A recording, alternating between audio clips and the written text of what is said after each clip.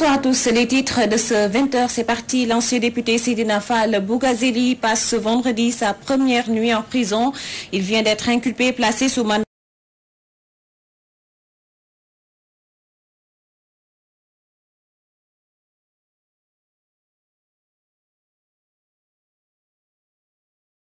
acteurs de l'enseignement supérieur au moment où l'État s'entête à envoyer tout le monde dans les universités publiques. Le SAES jure que les établissements publics ne peuvent pas accueillir tous les nouveaux bacheliers. Et puis les victimes de démolition et de spéculation foncière crient leur détresse. Elles ont marché ce vendredi sur les allées du Centenaire, réunies en collectif. Ces pères et mères de famille disent subir une véritable injustice. À suivre l'actualité internationale, voilà pour le sommaire.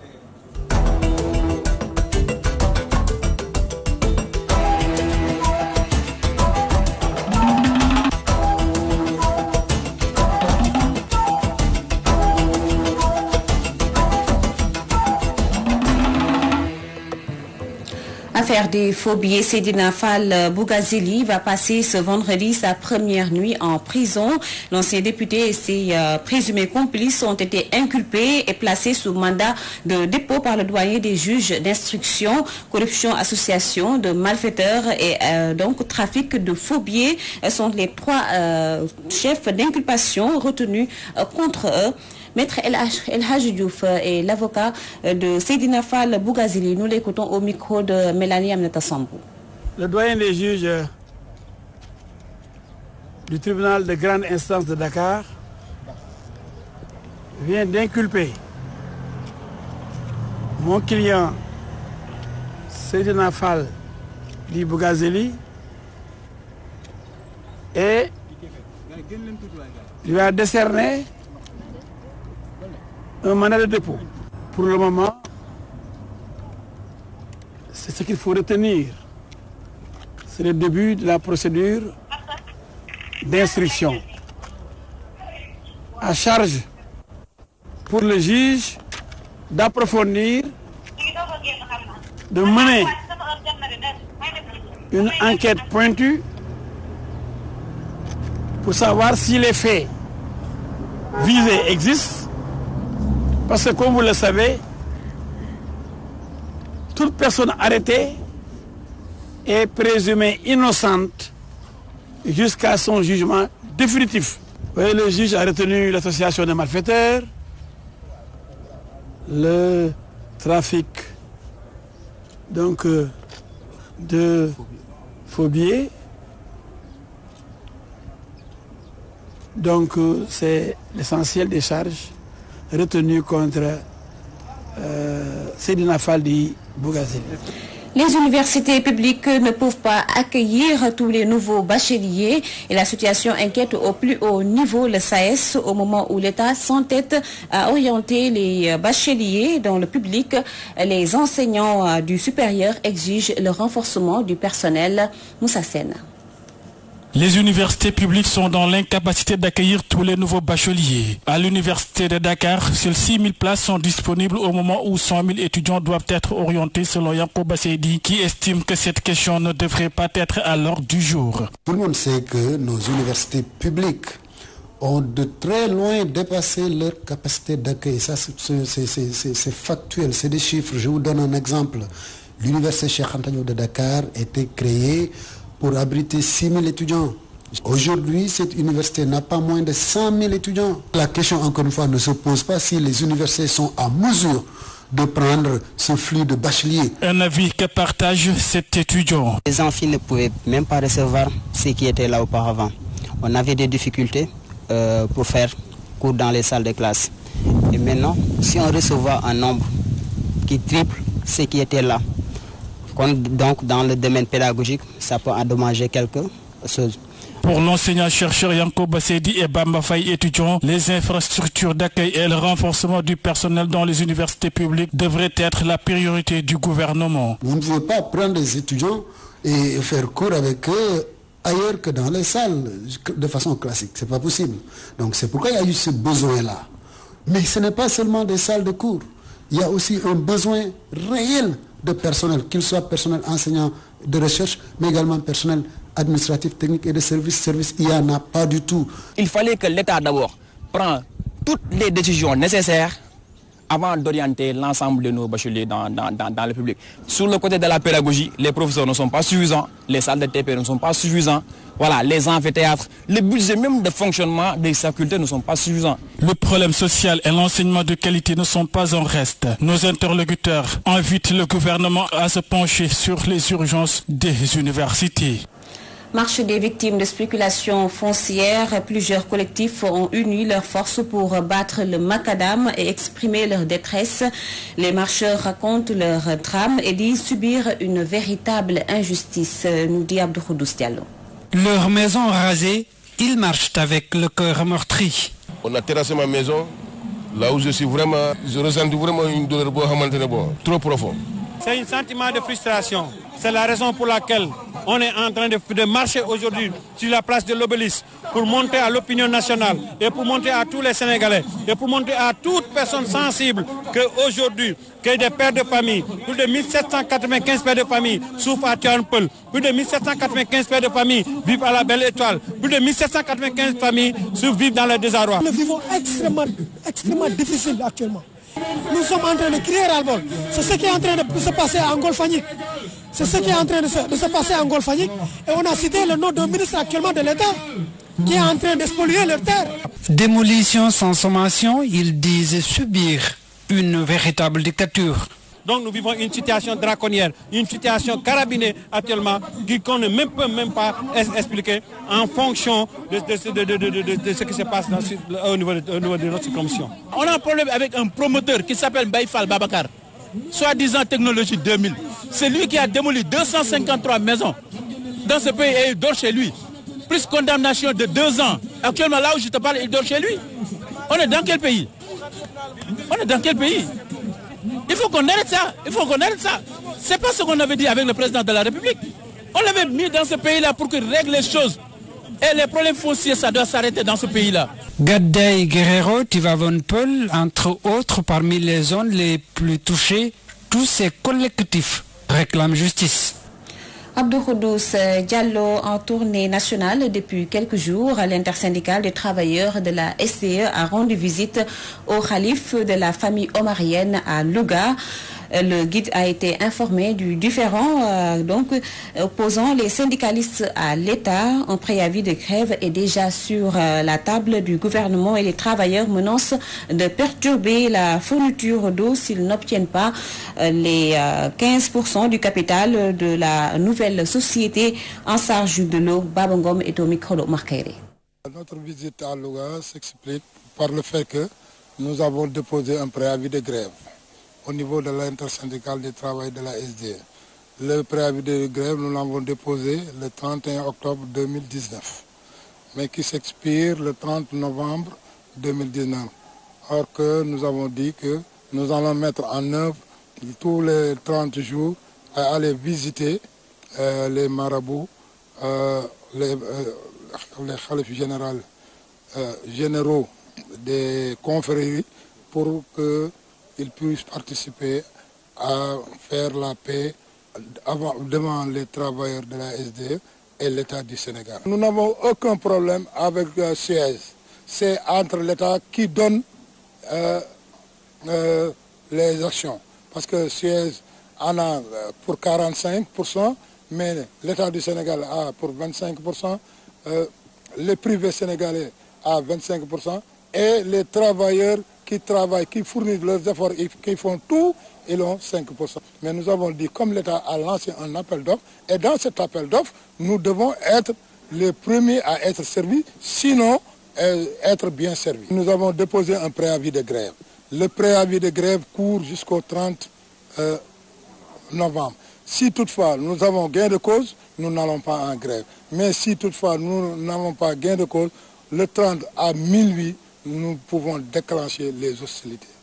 Nous allons priver l'eau partout au Sénégal. Amina Tall répond à ses détracteurs qui prédisaient sa mort politique. L'ex-présidente du Conseil économique, social et environnemental assure qu'elle reste toujours debout. Elle a annoncé son retour sur la scène politique en marge d'une session de formation destinée aux femmes de Diourbel, Mamadou Matar Sarr. Outiller les jeunes en informatique pour leur permettre d'avoir de la qualification pour ensuite mettre en place des petites et moyennes entreprises, c'est l'objectif de l'ex-présidente du Conseil économique, social et environnemental, Aminata Tall, qui a initié des sessions de formation à l'endroit de la jeunesse. Donner des outils aux jeunes afin de faire valoir des compétences par eux-mêmes et pour eux-mêmes, pour faire des activités génératrices de revenus afin de ne plus tendre la main à qui que ce soit et d'occuper à travers les entreprises également des positions armées d'outils qui leur permettent de travailler, de gagner leur vie dignement sans tendre la main à qui que ce soit. C'est le seul moyen aujourd'hui de les rendre compétitifs. Quand on n'a pas la compétence, on ne peut pas faire des performances et quand on n'a pas de performance, on ne peut pas avancer ou entrer en compétition. C'est un monde à une vitesse vertigineuse aujourd'hui où l'informatique est insérée dans tout processus et si on y prend garde, on devient analphabète et on reste derrière la troupe. Pour l'ex-présidente du Conseil économique, social et environnemental, l'État du Sénégal ne peut pas tout faire.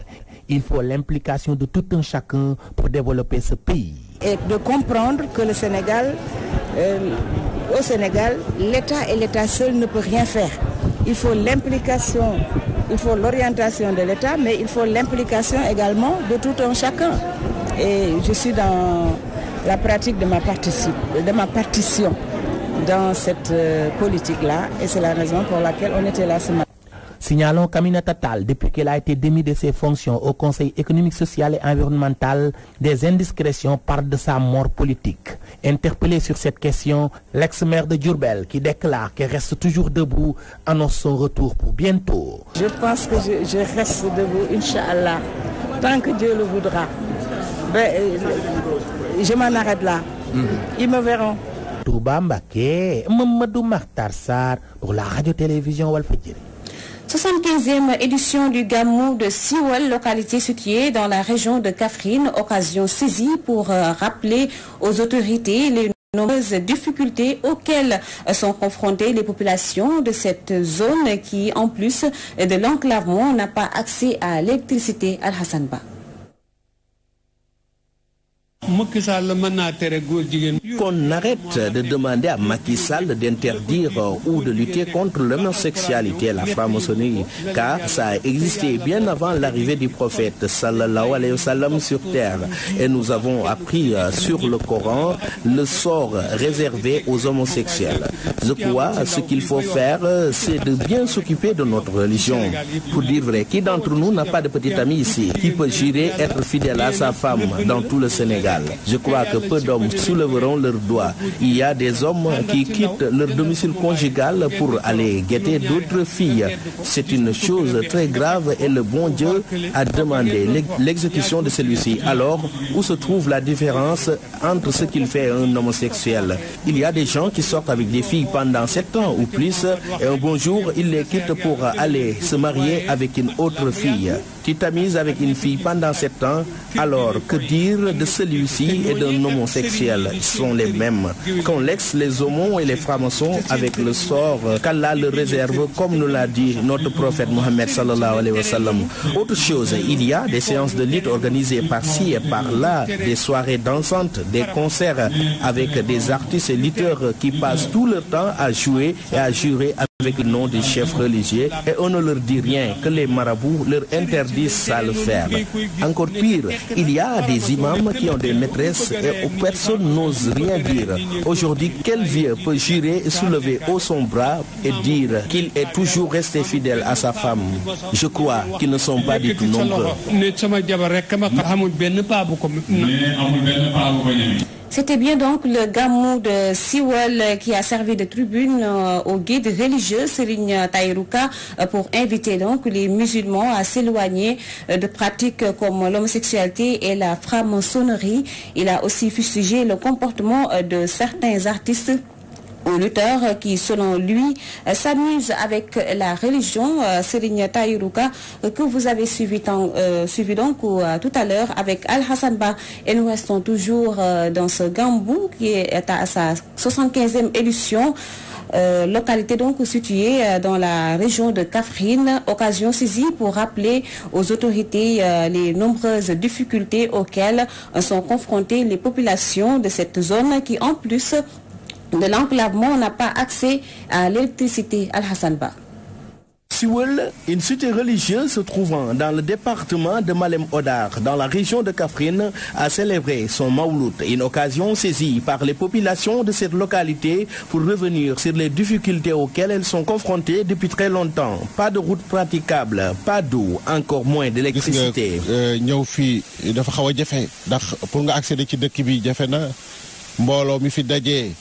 Vous avez vu, l'accès est difficile et à chaque année, des milliers de fidèles convergent dans ce lieu. Il manque de sécurité parce que le village n'est pas électrifié, il n'y a pas d'eau. Les travaux du forage sont inachevés. Vraiment, les difficultés sont nombreuses.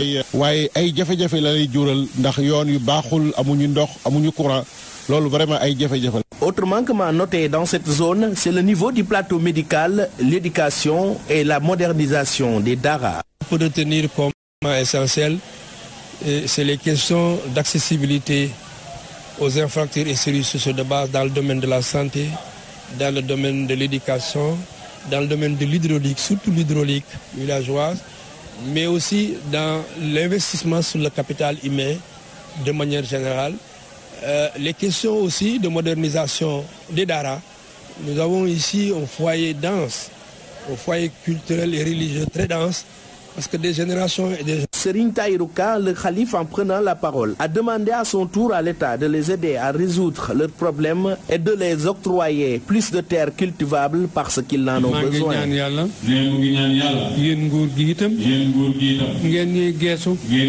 Je demande aux membres du gouvernement de nous assister pour résoudre nos difficultés.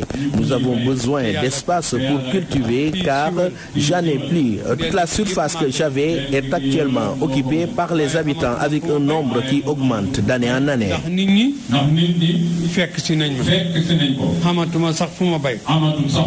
Pour rappel, Siwal est fondé par Ibrahim Khoredjeka en 1950 et cette année-ci, la cité en est à sa 75e édition du Mawlud, un événement religieux qui regroupe des milliers de fidèles venus de partout pour célébrer la naissance du prophète, paix et salut sur lui. Siwal, Al-Hassan Ba, Abdoulaye Dia, Walfadjri.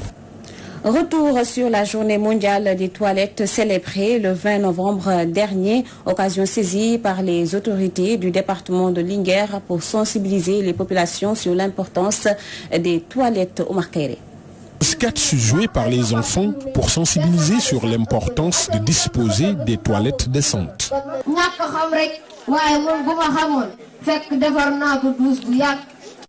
C'était à l'occasion de la célébration de la journée mondiale des toilettes tenue à Guet Ardo dans la région de Louga où le taux de la défécation à l'air libre reste toujours élevé. Au niveau national, la défécation tourne autour de 29%. Donc au niveau de Louga, c'est 23-25%. Et plus particulièrement à Linguère, on est à 45,1%. Et c'est là, à ce niveau, que c'est vraiment une problématique qui est là, qu'il faut lutter. Il faut lutter et nous sommes là, l'État nous engage à aller dans ce sens.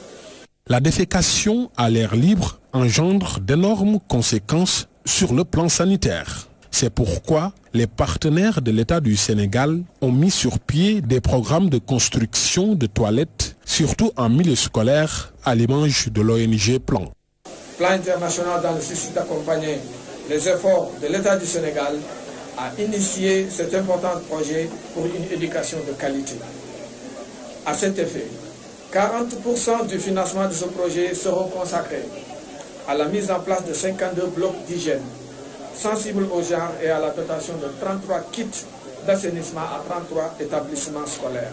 Zéro défécation à l'air libre d'ici à 2030, tel est l'objectif que s'est fixé l'État du Sénégal. Pour ce faire, le gouverneur de la région de Louga appelle à une synergie d'action pour que les collectivités territoriales, notamment celles situées dans le monde rural, puissent accéder à l'eau et à l'assainissement. Avoir aussi des toilettes de qualité va forcément avoir un intrant sur la santé des enfants, sur l'hygiène et sur aussi la propreté. L'autre défi, c'est nous. C'est nous, vraiment acteurs de l'administration. Parce que nous voulons, à partir de la célébration de cette journée mondiale des toilettes, nous avons relevé le défi de redynamiser la plateforme des acteurs de l'eau, de l'hygiène et de l'assainissement, qui va prendre en compte les préoccupations quand même des collectivités territoriales, des acteurs, des ONG, des PTF et aussi quand même des populations pour relever ces défis liés à l'assainissement, à l'eau et à l'hygiène. Agir sans oublier personne, thème de la 9e édition de la Journée mondiale des toilettes. Une journée marquée par une forte mobilisation des populations de Guet-Ardo. Omar Kairé Louga, Walfadjri. Omar Kairé, nous allons voir à présent ce qui se passe à l'étranger avec Issa Tine.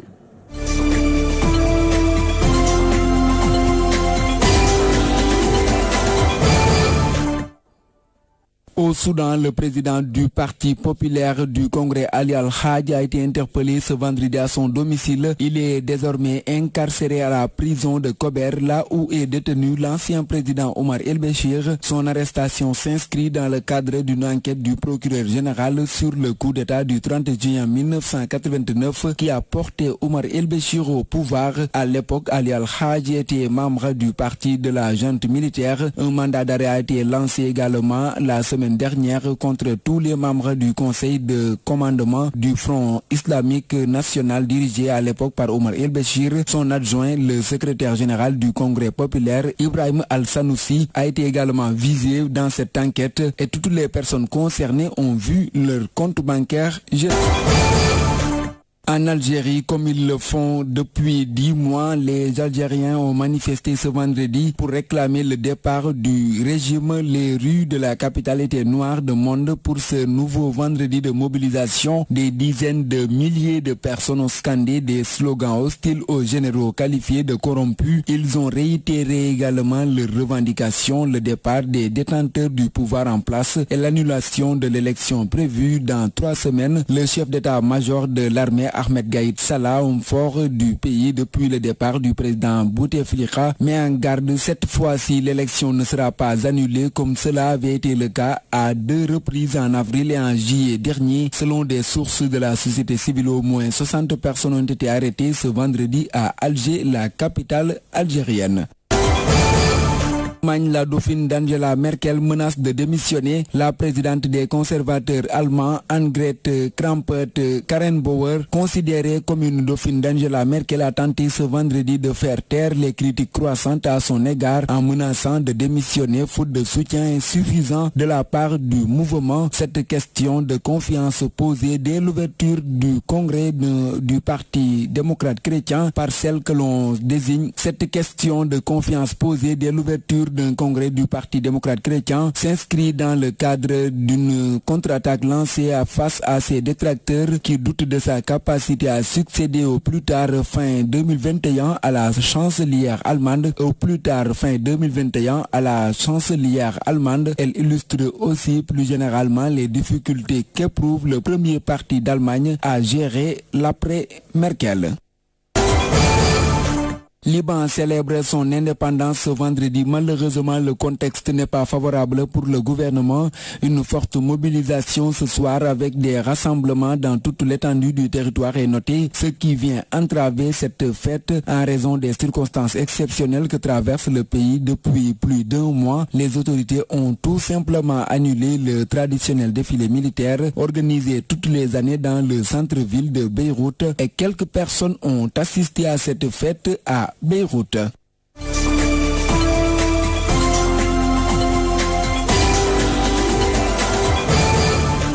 Et c'est la fin de ce journal. Retrouvez tout de suite Aïcha Diakhaté pour la suite de l'édition du soir. Merci de votre fidélité renouvelée à Walf TV, la voix des sans voix. Excellente suite des programmes. Au revoir.